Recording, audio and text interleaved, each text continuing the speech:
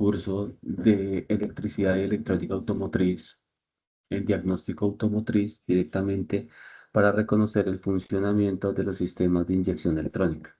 Entonces, como una etapa inicial para este curso, enfocado en los proyectos de interacción universitaria, se debe conocer el funcionamiento, los componentes y las estructuras de los motores de combustión interna. Quienes hablan, el ingeniero Arley Fernando Fernández Benavides, ingeniero mecatrónico de la Universidad Militar Nueva Granada y docente de la Facultad de Ingeniería del Departamento de Ingeniería Electrónica. ¿Listo? Ok, entonces vamos a dar inicio a los motores de combustión interna. Entonces, tenemos que conocer directamente cuáles son los principios que hace y cómo se convierte la energía, la energía termoquímica de los combustibles en tracción mecánica, que es básicamente lo que se busca. Los motores de combustión interna son muy utilizados en nuestra actualidad para diversas aplicaciones. Las aplicaciones eh, circundantes que están dando de estos motores generalmente es tracción mecánica, impulso, empuje y movimiento rotacional. ¿Listo? Entonces, los motores de combustión interna se desarrollaron a finales de 1860. Entonces, básicamente es un invento del siglo XIX que prácticamente no ha mejorado mucho o no ha evolucionado mucho. No desde la parte o el concepto mecánico. El concepto mecánico y la parte mecánica se sostienen. Lo que se avanza y lo que se mejora directamente es en su desempeño electrónico, digamos, en sus sistemas de supervisión y en sus sistemas de control. Realmente lo que han cambiado o han mejorado los motores de combustión interna. Es considerado uno de los grandes inventos de la humanidad, teniendo un impacto social, especialmente en la movilidad humana.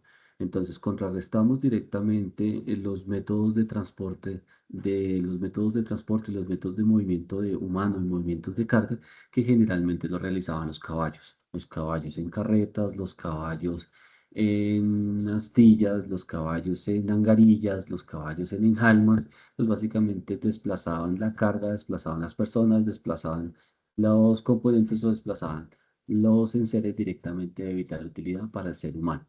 Prácticamente convirtieron, o sea, transformaron el movimiento de los caballos en movimiento mecánico. ¿Listo?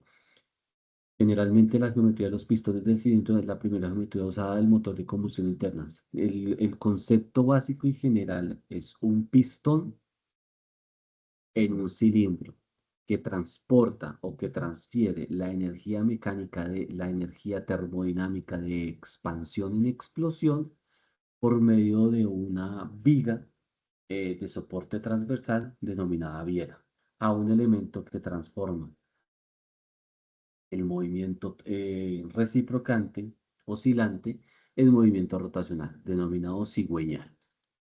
Prácticamente ese es el concepto esencial de un motor de combustión interna. Entonces tenemos un pistón, aquí lo podemos observar, con una cabeza donde está en contacto directamente en la cámara de combustión y donde la combustión controlada genera una expansión termodinámica o una expansión de los gases directamente en el pistón, que es herméticamente cerrado en etapa de compresión y que esa expansión termodinámica genera un impulso transversal directamente en la cabeza del pistón, cuyo impulso generalmente es transferido directamente el empuje, la fuerza o la tracción es impulsada directamente a un elemento de una viga denominada biela, que tiene su geometría y sus características y su tratamiento superficial y sus materiales predefinidos para que un cigüeñal transforme el movimiento reciprocante en un movimiento rotacional. El pistón oscila reciprocantemente en forma ascendente y descendente en el cilindro, transmitiendo la potencia de los rodamientos a un mecanismo de cigüeñal. El cigüeñal es el encargado de convertir la energía mecánica reciprocante de los pistones en energía rotacional. Esto es energía mecánica rotacional. Y esta energía mecánica rotacional es transferida directamente a- al embrague, del embrague a la transmisión, de la transmisión a los ejes diferenciales y en los ejes diferenciales directamente a las ruedas o a las llantas. Y estas directamente con las fricciones que existen en la superficie del pavimento generan tracción mecánica de desplazamiento. Esto pues básicamente es la secuencia de acciones que ocurren directamente en un motor de combustión interna, directamente aplicado a una aplicación, generando una aplicación de tracción mecánica tipo vehículo. ¿Listo? Las configuraciones de la combustión reciprocante es un bloque con pistones, válvulas y cigüeñales. Se ha mantenido desde los principios de los motores de combustión interna. Las principales diferencias que existen de los motores de combustión interna clásicos de 1860 en la actualidad se han enfocado única y estructuralmente a los sistemas de inyección electrónica, simplemente a regular el comportamiento de inyección, regulando o modificando regulando la cantidad de combustible que se inyecta directamente sobre las cámaras de combustión, mejorando directamente la fiabilidad, la eficiencia térmica y los niveles de emisiones al ambiente. Estos son, digamos, los cuellos de cisnes o los cuellos de botellas que existe directamente en el motor de combustión interna. Entonces, las pérdidas térmicas directamente por calentamiento, la confiabilidad y la eficiencia y la emisión de gases tóxicos al ambiente. Ok, ¿en qué etapa o en qué direccional o en qué enfoque o en qué dirección están preestableciendo para que los motores de combustión interna se desarrollen? Entonces, básicamente se radica en la eficiencia. ¿Qué tanto porcentaje o qué tanto nivel de combustible yo utilizo directamente transformado en tracción mecánica? Es lo que se busca, pues básicamente es lo que se establece o preestablece como eficiencia. ¿Qué cantidad del galón de combustible o qué porcentaje del galón de combustible que yo consumo, que yo compro directamente al proveedor de combustibles, lo utilizo directamente en tracción mecánica? ¿Y qué porcentaje de ese combustible se pierde, se desperdicia directamente en pérdidas? Que naturalmente las pérdidas que tiene el motor de combustión interna es pérdidas térmicas. Por otro lado, los motores, al tener principios de explosión, generan altos decibeles directamente en su etapa de explosión. Entonces, ¿qué se busca directamente en el motor de combustión interna? Reducir los ruidos directamente por el sistema de escape. Y pues por lógicamente, al tener un movimiento peristáltico, al tener un movimiento reciprocante, ascendente y descendente, estos movimientos abruptos generalmente generan directamente vibraciones sobre el motor de combustión interna. ¿Listo? Entonces, si nosotros observamos de los principales motores construidos en 1860 a la actualidad, pues se ha mejorado en cierta proporción, gran proporción, la eficiencia. ¿Listo?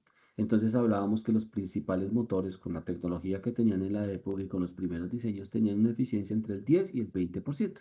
Pues no era algo que afectara mucho porque eran los inicios de la industria automotriz y pues trataban de mejorar y directamente enfocarse en dónde estaba el problema. ¿Listo? Se han implementado eficiencias de motores de combustión interna de hasta el 50%. ¿Listo? Entonces, si nosotros analizamos y decimos, de un galón de combustible que se compra en el proveedor, ese galón de combustible simplemente se utiliza el 50%, de más o menos 16.000 pesos que está en este momento. El galón de combustible solo se utiliza 8.000 pesos para tracción mecánica. El resto se desperdicia en pérdidas. Es inevitable, es inevitable. El mecanismo de combustión interna y el modo de uso del combustible requiere generar combustiones para extraer su poder calorífico. Pero ¿cuál es el problema? Que el sistema de enfriamiento no puede evitar la sobretemperatura que puede generar una combustión. Entonces es un efecto colateral innegable y involuntario, innegable y prácticamente irreparable. ¿Listo? Ambientalmente, debido al principio del fenómeno del Niño, pues, nos afecta directamente a los países latinoamericanos y la capa de ozono que se ha degradado constantemente, pues los países han generado directamente reglamentaciones y han generado restricciones para el comportamiento de los motores de combustión interna. La mayoría de emisiones de gases que ponen al ambiente generalmente son óxido de nitrógeno, monóxido de carbono, hidrocarburos y partículas. ¿Listo? Son los productos de la combustión. Ok. A continuación, vamos a desarrollar un marco histórico sobre el desarrollo del motor de combustión interna, sobre los principios del desarrollo del mismo y sobre todo conociendo o estableciendo un análisis cronológico directamente sobre la historia del motor de combustión interna.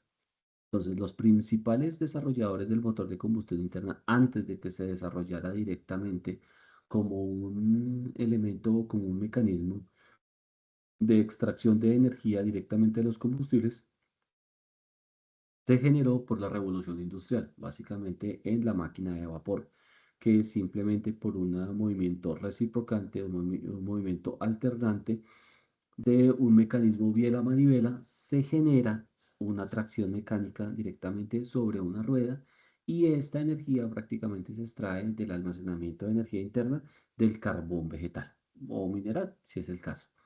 Entonces, el investigador James Watt prácticamente generó la máquina de vapor y con esto, pues, lógicamente conocemos y sabemos que se extrapoló prácticamente todo el desarrollo industrial, generando la revolución industrial.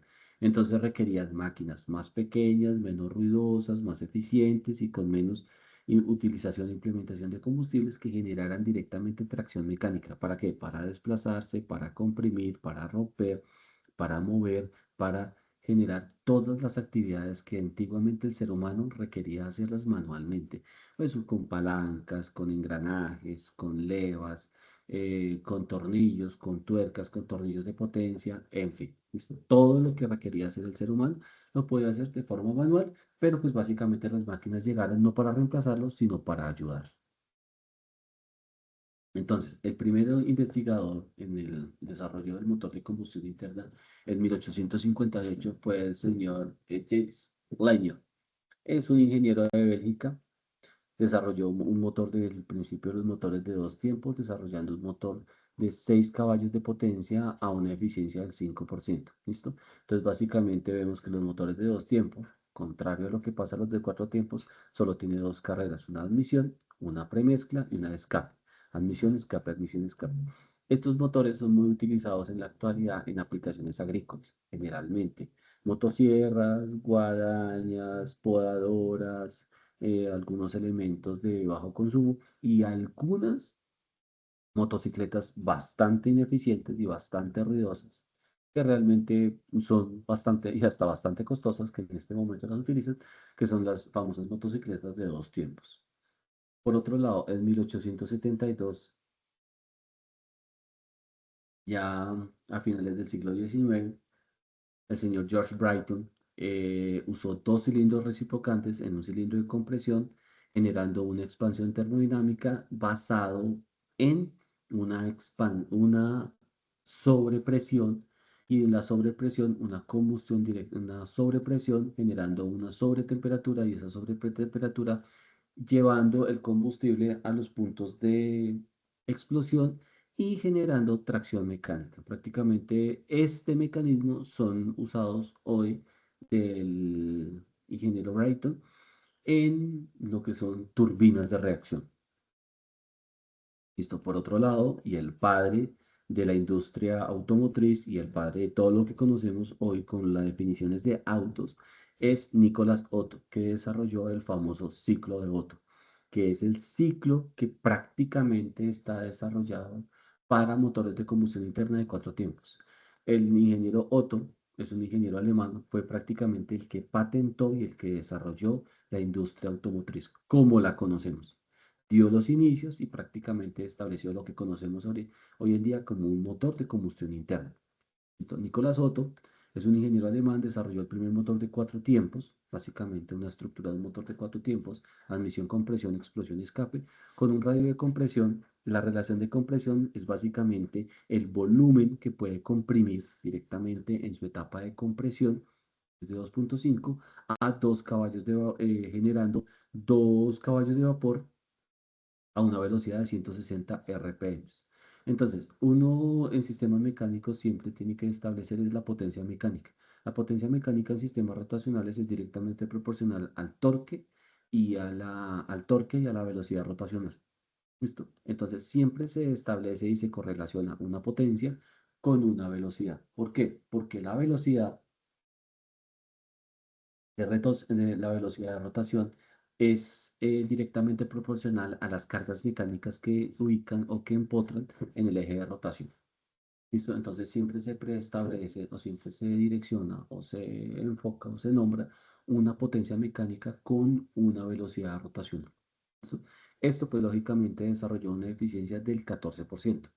Entonces, de un galón de combustible que se utilizó, 14% era el que se utilizaba. Eran los principios, eran los orígenes del motor de combustión interna. Era súper ineficiente, pues, pero básicamente fue revolucionario para la época. ¿Listo? 1870. Esto básicamente fue en 1860. ¿Listo? Básicamente. Entonces, el señor Otto y sus hijos Nicolaus, pues básicamente fundó la primera compañía de la industria automotriz y tenemos como precursores de la empresa BMW el hijo del ingeniero Nicolás Otto. ¿Listo? Entonces, por otro lado, Leonard Gustav Otto usaron gases de carbón para sus motores mezclando metano, hidrógeno, monóxido y otros gases para generar pirólisis de carbón. En la época no se conocía directamente y la industria de los destilados de petróleo no era muy pues, avanzada. En esa época, pues básicamente el dueño y el padre, pues obviamente, y monopolista de la industria petrolera, pues era John D. Rockefeller. Pero su enfoque directamente en destilar petróleo no era en diseñar gasolinas o diseñar otros derivados de petróleo. Su enfoque directamente era destilar petróleo para separar queroseno para proveer iluminación a las personas en lámparas de queroseno. Prácticamente lo que eran gasolinas se botaba a los ríos. Hasta que pues, se descubrió que las gasolinas pueden servir como combustibles para sistemas de tracción mecánica. Por otro lado, Georg Daimler, ingeniero alemán, los alemanes padres del automovilismo prácticamente, es reconocido como el fundador de la industria automotriz. Él desarrolló un motor de alta velocidad de cuatro tiempos en 1883, ya finalizando el siglo XIX. Entonces, ¿cuál fue su enfoque? Vaporizar y atomizar el combustible mezclándolo con aire, generando una atomización, una microaspersión, una microinyección o una atomización o particularización del combustible, mezclarlo con aire directamente para que exista el ciclo carburante, medio y ignisor y genera genera la combustión con un tubo flameado. ¿Listo? Pues básicamente en este podemos observar el modelo del vehículo que él desarrolló. Por otro lado, el ingeniero alemán Karl Benz desarrolló un vehículo de 3.5 caballos de fuerza, pulverizando o atomizando combustibles en un carburador, utilizando el principio del Venturi, donde básicamente una gran caudal y una presión negativa generan la succión y generan la atomización del combustible y encendido por chispa eléctrica, muy utilizado en los sistemas que tenemos hoy en día. ¿Listo? Que básicamente es una atomización del combustible, que prácticamente lo generan los inyectores, tiene un dispositivo que enciende la mezcla, que es la bujía, y un elemento que recoge todos el sistema cilindro-pistón, que es el que desarrolla el movimiento mecánico reciprocante. ¿Listo? El sistema de encendido se realizó como el que se realiza hoy en día de tipo bobina, prácticamente un transformador elevador, muy parecido a una bobina de Tesla, que genera directamente arco o chispa eléctrica, subiendo el voltaje a transientes entre 20.000 y 40.000 voltios. Listo. Por otro lado, y ya para finalizar el desarrollo del motor de combustión interna, los desarrollos previos fueron enfocados en chispa electrostática. ¿Listo? Esta chispa electrostática se utiliza para encender directamente el combustible o la mezcla aire-combustible. Estos motores son conocidos como motores nafteros, que tienen que implementar combustibles de alto poder de octanaje.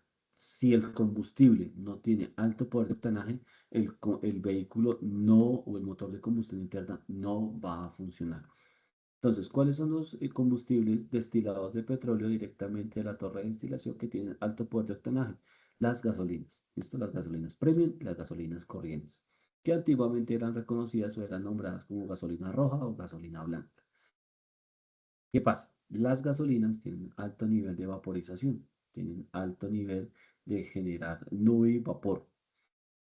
Se pueden sublimar muy fácil, tienen un poder de sublimación muy fácil, no son tan estables directamente a la temperatura, pero su característica primordial es que se dejan manipular muy bien y se dejan atomizar de una manera idónea para que directamente se pueda extraer su comportamiento, se pueda extraer su potencia su potencia química directamente para convertirla en una potencia mecánica. El señor Rudolf Diesel, de nuevo ingeniero alemán, desarrolló un motor de combustión interna en otra perspectiva. No utilizó chispa electrostática para encender un motor, sino utilizó compresión.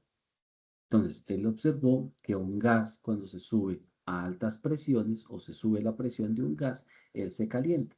Y en la medida que se suba la presión y se caliente el gas, pues básicamente va a llegar a un umbral de temperatura donde genera la compresión. Básicamente genera los principios de los motores de compresión. ¿Listo? Entonces desarrolló el mismo sistema, un motor de cuatro tiempos, pero lo que hizo fue inyectar directamente el combustible en la cámara de combustión. No lo atomizó previamente en el múltiple de admisión, sino lo inyectó directamente en la cámara de combustión. Esto directamente en un punto donde el motor eleva la presión a niveles umbrales donde puede generar la ignición, pues básicamente se puede extraer el poder calorífico directamente del combustible. Los combustibles que se utilizan directamente en los motores a compresión es el diésel, pues básicamente en honor al ingeniero que desarrolló el motor de combustión interna. Si nosotros vemos, el ingeniero Diesel prácticamente desarrolló un motor de 170 RPM a 18 caballos de fuerza, generando una eficiencia del 27% a full carga. Ok, ya conociendo directamente el funcionamiento del motor de combustión interna, vamos a observar cómo este motor lo podemos clasificar y conocer las diferentes etapas estructurales para reconocer el lenguaje o para distinguir las características para entender sensores en motores de combustión interna. ¿Por qué? Porque hablar de sensores se puede hablar de forma general. El sensor resistivo, el piezoresistivo, el capacitivo, el inductivo, todos los principios físicos, químicos o electroquímicos que se puedan utilizar para generar motores de combustión interna. Pero ¿cuál es el problema? Si no se entiende el enfoque directo del motor basado en un componente estructural del motor de combustión interna y saber el lenguaje, la terminología y los componentes, pues no se va a poder distinguir realmente qué hace el sensor, para qué lo utiliza o qué definitivamente está utilizando el sensor para mejorar, ¿listo? O para traducir su señal, o el enfoque directamente es en qué objetivo tiene este motor de combustión interna, ¿listo? ¿Listo? Entonces, vamos a ver los métodos para clasificar los motores de combustión interna. Entonces, ya vimos los principios, el- la historia cronológica, cómo se desarrollaron, qué necesidad suplieron, qué materia prima utilizaron. Básicamente en esa época utilizaban era hierro colado y moldes y maquinados en cierta medida. Lo hacían con las partes estructurales fuertes, como los bloques los hacían en hierro colado, pero las partes estructurales, las partes cinemáticas de movimiento como pistones, bielas, casquetes y cigüeñales, los hacían en acero. ¿Listo? Pues básicamente por la facilidad de maquinado y por el tratamiento superficial. pero lo que eran elementos estructurales netamente eran diseñados en, en fundiciones, generalmente fundición gris, ¿listo? Básicamente. Y pues lo podemos notar en los vehículos antiguos. Los vehículos antiguos, si nosotros observamos, pues básicamente en la superficie nosotros podemos ver como una especie de arenisca, como si fuera arenisca distribuida. Pues básicamente eso pues nos puede dar una realización o nos puede dar un índice de que fueron desarrollados por un molde de inyección, ¿listo? Inyección de acero. ¿Listo?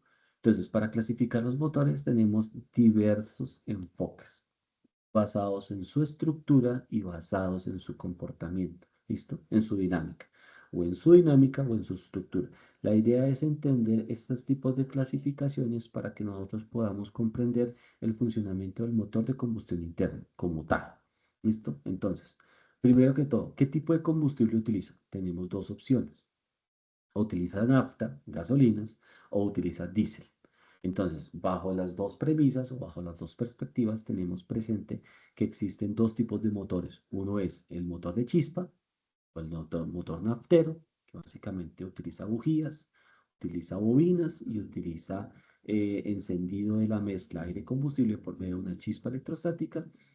O por otro lado tenemos el motor de compresión, que básicamente es un motor que incrementa la presión a niveles umbrales donde enciende la mezcla aire-combustible por elevación de la temperatura directamente por presión. Y pues básicamente tenemos el motor diésel. ¿Listo? Por otro lado, tenemos los ciclos del motor. Tenemos dos tipos de motores de combustión interna clasificados en sus ciclos. Entonces, por un lado es el motor de dos tiempos, que necesariamente tiene que ser un after. Un motor de dos tiempos no da la presión que necesita un motor diésel y no puede funcionar con diésel, porque el diésel necesita altas presiones, lo cual el motor de dos tiempos no lo puede suplir. Necesariamente el motor de dos tiempos tiene que ser naftero y tiene que ser desarrollado e implementado con gasolinas. ¿Listo? Por otro lado, tenemos los motores, tanto naftero como diésel, los motores de cuatro tiempos. ¿Listo? Ok, los motores para poder funcionar específicamente en los motores de cuatro tiempos, porque en los de dos tiempos se utilizan son persianas y obstrucciones tipo persianas dados por el pistón, son las válvulas. Listo, existen dos tipos de válvulas, unas son de admisiones, otras son de escape. En algunos motores las válvulas vienen dobles, dos de admisión, dos de escape. En algunos motores solo viene una válvula de admisión, una válvula de escape. Directamente eso lo enfocaron para aumentar la tasa de oxigenación del motor, simplemente generando otra válvula de admisión y otra válvula de escape. Entonces lo que se llama con doble válvula, con doble árbol de levas, son algún tipo de motores. Entonces, existen válvulas que están ubicadas en el bloque, generalmente son los motores antiguos. Otros, los motores modernos, las válvulas están ubicadas en la culata y en el bloque está ubicado el pistón. ¿Listo? Hay motores donde algunas válvulas están en la culata y otros en el bloque. Y otro son las válvulas que están en el bloque opuestas. ¿Listo? Más adelante vamos a ver estructuralmente o física o pictográficamente cómo es los diferentes motores con las diferentes ubicaciones de las válvulas. ¿Listo? Entonces, existió otro tipo de desarrollo del motor donde cambiaron todo el funcionamiento del ciclo Otto y generaron un motor rotatorio, es el famoso motor Hankel. No fue muy desarrollado porque no suplió las expectativas directamente de potencia, velocidad y eficiencia, pero sí fue desarrollado para algunos tipos de vehículos. Entonces, el diseño básico cinemático estructural directamente del motor es reciprocante prácticamente por pistones, bielas y cigüeñal, y el otro es básicamente un motor rotatorio donde genera los cuatro tiempos directamente por una forma lateral excéntrica que utiliza el motor de combustión interna. Otro tipo de clasificación de los motores es básicamente su ubicación de los pistones o su ubicación de los cilindros. Esto directamente se está hablando del bloque. ¿Listo? ¿Cómo están distribuidos los cilindros y cuántos cilindros se utilizan? Entonces tenemos cilindro simple, básicamente para aplicaciones agrícolas, lo que son motobombas, lo que son máquinas estacionarias, lo que son máquinas fuera de borda, lo que son motores de fuera de borda, motores para lanchas, motores para buques, yates. Bueno, bueno, no, no, buques no, es mucha potencia. Motores rápidos para lanchas, en fin. Son utilizados motocicletas, son las que utilizan un solo cilindro, son cilindros simples y pues básicamente son bajos consumos de combustibles y bajo volumen de consumo. Entonces ahí es donde se habla cilindradas de 125, 200 centímetros cúbicos, 90 centímetros cúbicos, 128, 180. Entonces se está hablando de una cilindrada muy pequeña, 180 centímetros cúbicos, 125 centímetros cúbicos, 200 centímetros cúbicos. ¿Ok? Por otro lado, y el caballo de Troya directamente de los vehículos en la actualidad son motores en línea. Estos motores los desarrollaron mucho en la prácticamente del desarrollo de el Ford T 1930 de Henry Ford, donde los motores en línea desarrollaban directamente un bloque en línea, un cigüeñal en línea y extraían directamente la potencia por el número de pistones que colocaban. ¿Listo? Entonces teníamos el motor de pistón, el motor de 4 cilindros, el motor de 6 cilindros. Y en la actualidad la mayoría de motores de combustión interna, tanto diésel como naftero, tanto automóviles como carros de carga, llámese turbos, tractocamiones, entre otros, utilizan motores en línea. Motores en línea son lo que utilizan. ¿Listo? Bueno, antiguamente como el precio de los combustibles no era tan alto, y porque pues no habían tantas restricciones ambientales, quisieron desarrollar, se dieron cuenta que la tracción mecánica para generar mayores velocidades y mayores aceleraciones, pues obviamente se trataron de enfocarse en la cantidad de cilindros o pistones que iban a colocar para generar tracción mecánica. Y obviamente el consumo de combustible pues se crecía. Entonces desarrollaron básicamente el cilindro en V, donde pues naturalmente vemos el motor V8, que es muy reconocido, que son motores de 4 cilindros de lado a lado, y donde son 8 pistones y 8 cilindros, extrayendo directamente potencia sobre los combustibles. Uno de los vehículos que fue icónicos en la Segunda Guerra Mundial, que fue desarrollado prácticamente por petición de Hitler para el pueblo alemán, que es el famoso Bocho, o lo que llamamos el Volkswagen carro. Este motor fue súper eficiente, fue súper versátil y fue ubicado en la parte posterior del vehículo. Estos carros ya se consideran clásicos, el Volkswagen, y fueron desarrollados directamente por cilindros opuestos. Es muy eficiente y realmente tiene muy buen desempeño.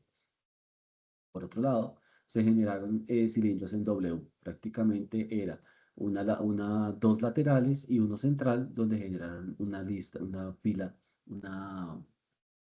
fila de pistones. Podían generar hasta 12 pistones directamente trabajando de forma sincrónica. Los pistones opuestos y los pistones radiales, que fueron muy utilizados en las avionetas de combate, en los aviones de combate, en las avionetas de combate en la Segunda Guerra Mundial. Por otro lado, tenemos la clasificación en la entrada del aire. La succión puede ser a presión atmosférica, que es aspiración natural, con supercargadores, que básicamente es incrementar la presión de ingreso de aire en cada uno de los pistones basados en un compresor eficiente tipo tornillo, donde se coloca en la parte superior del ingreso de la combustión interna. ¿Listo? O la otra, simplemente generando presión por el movimiento del cigüeñal y este básicamente ingresa aire frío, no entra aire caliente, entra aire frío. Y pues es muchísimo mejor desempeño que un turbocargador. Por otro lado, el turbocargador utiliza la presión, la velocidad del caudal, sobre todo la presión de los gases de escape, pero no utiliza la temperatura de los gases de escape, pero sí afecta directamente la temperatura de los gases de escape a los gases de admisión. Esto genera un problema porque básicamente el turbocargador puede en cierta medida calentar más el motor. El calentar más el motor, pues bajamos más eficiente, pues es los métodos peor utilizados directamente en sistemas de alta tracción o alto desempeño. Pero ¿qué mejora directamente el supercargador y el turbocargador? La relación de compresión. Y mejorando la relación de compresión o aumentándola, aumentamos la eficiencia de los combustibles. Y eso, pues básicamente es un indicador que pues, nos puede dar muy buenas alternativas directamente a nuestro desarrollo o a nuestro motor. Por otro lado, existen los métodos de inyección de combustible. Entonces, ¿cómo voy a inyectar el combustible y cómo lo voy a atomizar? Entonces, por métodos antiguos utilizaron el método Venturi y el método Venturi fue utilizado por los motores de combustión interna en los sistemas de carburador. Por otro lado, en la implementación eléctrica y electrónica tenemos las inyecciones monopunto, que son muy parecidas a las del carburador, solo que atomiza un inyector. Las inyecciones multipunto, donde cada pistón tiene su propio inyector y puede inyectar directamente a la cámara de combustión o directamente al múltiple de admisión, de acuerdo a la aplicación o la inyección de combustible en el cuerpo de aceleración. ¿Listo? Pues básicamente son diferentes tipos de inyección de combustible. Obviamente, esta inyección de combustible no es solo inyectar combustible, tiene que ser una mezcla de aire-combustible, porque se necesita el aire directamente que contiene oxígeno en una proporción muy baja, porque el oxígeno que contenemos en el aire es solo del 20%, directamente para generar la combustión. Ok, por otro lado, ¿qué tipo de combustible utiliza? Entonces, el motor naftero, por antonomasia y por razón, siempre utiliza motores a gasolina, ya sea extra o premium, perdón, premium o corriente. ¿Listo? Por otro lado, tenemos combustibles más pesados, más densos, directamente, que son y más aceitosos, que son los motores diésel, que pues si nosotros hemos experimentado con combustibles, sabemos que uno no puede generar una hoguera, o no puede generar un incendio, o no puede generar, o como vulgarmente se dice, quemar el año viejo. No se puede hacer con diésel. ¿Por qué? Porque el diésel necesita alta temperatura para generar combustión. Pero si el combustible está frío, ¿cómo voy a generar alta temperatura? Eso se genera con compresión. ¿Listo? Por eso los motores diésel necesitan precalentar o un precalentador para poder incrementar la temperatura artificial del combustible para poder dar inicio a la dinámica de extracción de energía directamente sobre el combustible. Por otro lado, en las cadenas de hidrocarburos de baja densidad, de tipo gaseoso, tenemos gas natural o gas metano. Aquí es donde tenemos que tener en cuenta que, por lógica razón, no es el mismo poder calorífico que puede dar un líquido atomizado que un gas eh, mezclado con aire. ¿Por qué? Aquí es donde muchos, digamos, muchas personas que hacen transformación de sus motores, de sus vehículos de gas natural a combustible o los dejan mixto y empiezan a ver la pérdida de potencia. Es simple el análisis y la premisa. Cuando yo generalizo o cuando yo genero la atomización del combustible, esa atomización, pues obviamente estoy atomizando un líquido. Cuando yo hablo de atomizar un gas no se atomiza, porque pues, un gas prácticamente está a temperatura ambiente siendo gaseoso, él no se va a atomizar, pero sí se puede mezclar más fácil con agua, con aire, perdón. ¿Listo? Entonces, va a tener mayor materia o va a tener mayor masa, pues obviamente la gasolina atomizada con la mezcla del aire que el gas natural mezclado con aire. Entonces, cuando generamos directamente la combustión, ya sea por una chispa electrostática en un motor de gas natural y de gasolina, pues básica, pues por lógica razón vamos a tener mayor expansión termodinámica y mayor poder calorífico y mayor potencia directamente sobre la cabeza del pistón en gasolina que en gas. Esto pues lógicamente se va a ver que no va a generar una tracción muy alta, pero sí el motor se va a calentar y se va a calentar mucho. ¿Por qué? Porque tiene que comprimir el gas natural muchísimo más para que genere siquiera la cercanía de tracción que genera la gasolina. Y eso los usuarios que manipulan motores de gas natural se puede observar. Pero para aplicaciones simples se puede utilizar. Supongamos, usted está viviendo en una ciudad que toda su orografía y toda su topografía es plana. Como tal, usted no necesita unos excesivo combustión, una excesiva potencia para poder mover el vehículo. Entonces, como tal, el gas natural puede ser una alternativa confiable. Pero si usted necesita, digamos, transportarse en una ciudad que tiene montañas y que tiene lomas, el gas natural no va a ser la mejor alternativa. Y caso contrario a esto, usted puede sobredimensionar y sobreacelerar un motor y lo único que hace es calentarlo más. Y pues todos sabemos los efectos colaterales adversos que puede existir directamente en una sobretemperatura en un motor de combustión interna. Que lo mejor que podría pasar y que nos podría pasar es que el motor queme el empaque de la culata. ¿Listo? Que es básicamente el empaque o el elemento de sellado hermético que existe entre el bloque y la culata. Que la queme. Y al quemar esa culata, pues básicamente puede generar la, el, la, el cambio. ¿Listo? Otro es un gas liquefactado de petróleo, alcohol, etileno, combustibles duales o gasol. ¿Listo? Cualquier combustible. Todos los combustibles para poderlos utilizar en un motor como fuente de tracción mecánica tienen que tener un poder calorífico. El poder calorífico simplemente es el incremento de la transferencia de energía que existe por unidad de mol, ¿listo? O por peso molecular. Todos los combustibles se tienen que preestablecer cuál es el poder calorífico y directamente eso lo hace en campanas de explosión, ¿listo? En laboratorios, en ambientes de laboratorio. Ok, lo otro es conocer, bueno, y el motor de combustión interna, la tracción mecánica que genera, ¿dónde la vamos a aplicar? Pues existen aplicaciones como automóviles, tractocamiones, buses, que generalmente son tracción mecánica para transporte, o transporte de pasajeros, o transporte de carga, o transporte de logística, o transporte de lo que sea. Pero básicamente es tracción mecánica, movimiento directamente por llantas.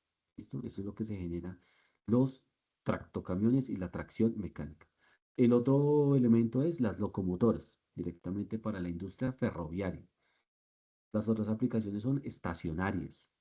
O no podríamos hablar directamente que los motores fuera de borda o los motores marinos para lanchas o para barcos se pueden considerar estacionarios. No, ellos pues básicamente se desplazan y tienen otro tipo de funcionamiento, pero motores estacionarios son los que permanecen en quietud y generan una tracción mecánica directamente por una aplicación. Me explico. Una máquina estacionaria agrícola para generar fumigación, una máquina de motobomba directamente para generar riego, una máquina, no sé qué más se puede aplicar, una máquina de corte, una máquina de picado, una máquina de transformación, en fin, las diversas aplicaciones que existen los, eh, para las aplicaciones agrícolas. ¿Listo? O pues otras aplicaciones que se necesiten. Una planta de energía eléctrica también es un motor estacionario.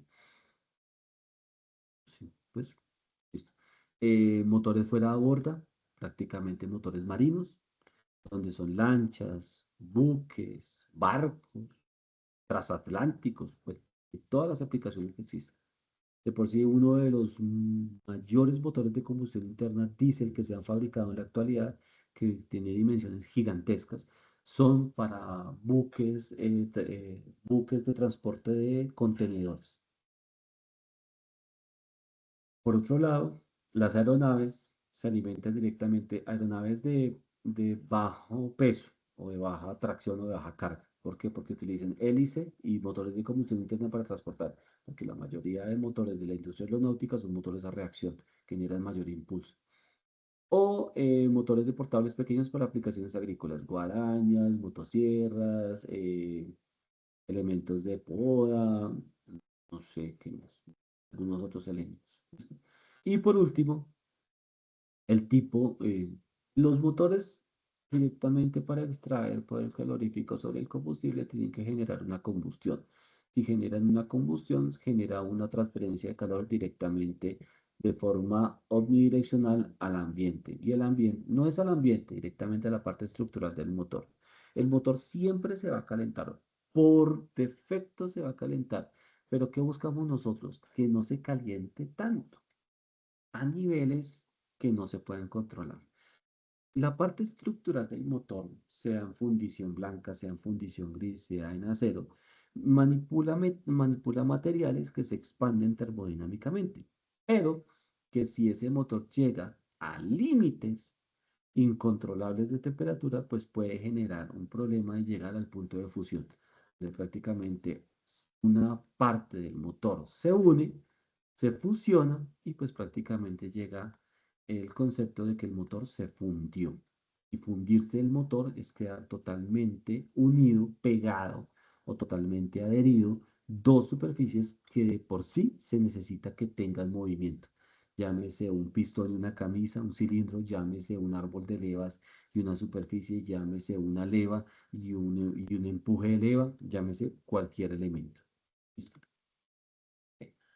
Para finalizar, vamos a ver los bloques estructurales del motor. ¿Listo? Entonces, vamos a ver si los bloques estructurales del motor. Entonces, como tal, el motor se ensambla como un Lego, entonces de forma estructural. Generalmente, los que ensamblan motores, ¿en qué elemento comienzan a interactuar? Por el bloque. Y empiezan desde su parte baja hasta su parte alta. Entonces, ensamblan el cigüeñal, ensamblan el árbol de levas,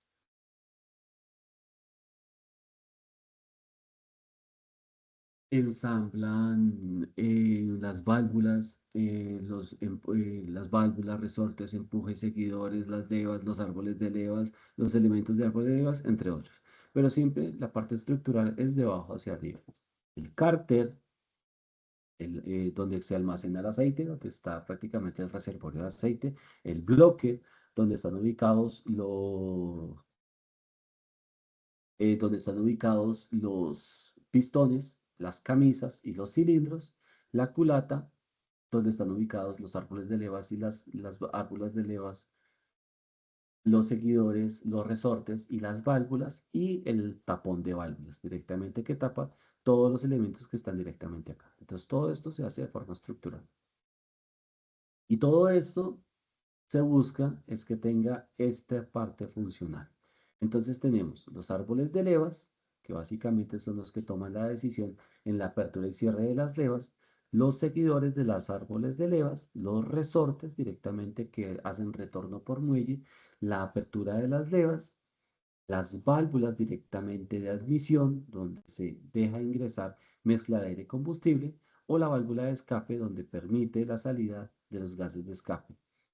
Si nosotros miramos esta parte superior, donde están ubicadas las levas, los motores nuevos, es lo que se denomina culata. Y la parte donde está ubicado el motor, el pistón, con sus refrigerantes, es lo que se conoce como bloque. ¿Listo? Entonces, el almacenador del reservorio de aceite es básicamente el cárter. Entonces, si nosotros observamos este movimiento ascendente y descendente, transforma el movimiento peristáltico, el movimiento reciprocante en movimiento rotacional, que observamos directamente acá en el cigüeñal. El cigüeñal se empotra directamente sobre el pistón excéntrico al eje de rotación. Si fuera céntrico al eje de rotación, no tendría cómo convertir el movimiento rotacional. Pero el cigüeñal tiene algo característico para permitir el movimiento rotacional definido por su estructura, y es el contrapeso. Este contrapeso facilita la rotación directamente del motor, directamente del cigüeñal, debido a que el único instante donde genera tracción mecánica el motor y genera impulso y empuje es en la etapa de explosión. En ninguna otra etapa existe transferencia de potencia mecánica directamente sobre la cabeza del pistón. Entonces, debido a eso, el cigüeñal tiene que ser muy eficiente para conservar la rotación y no parar en el proceso. ¿Listo? Porque a pesar de sus cuatro tiempos, solo en la etapa de explosión es donde se transmite potencia mecánica directamente sobre el sistema. Pero, ¿qué hace el cigüeñal? Número uno, o qué hace el sistema para que funcione. Número uno, trato de utilizar la inercia o la tendencia de un móvil, la tendencia de un bloque, un móvil, una pieza, una partícula, de permanecer en movimiento a pesar de que fuerza, sin o sin o con la interacción de fuerzas externas. que denominamos la inercia. Entonces, ¿qué utiliza el motor de combustión interna para tener una rotación y una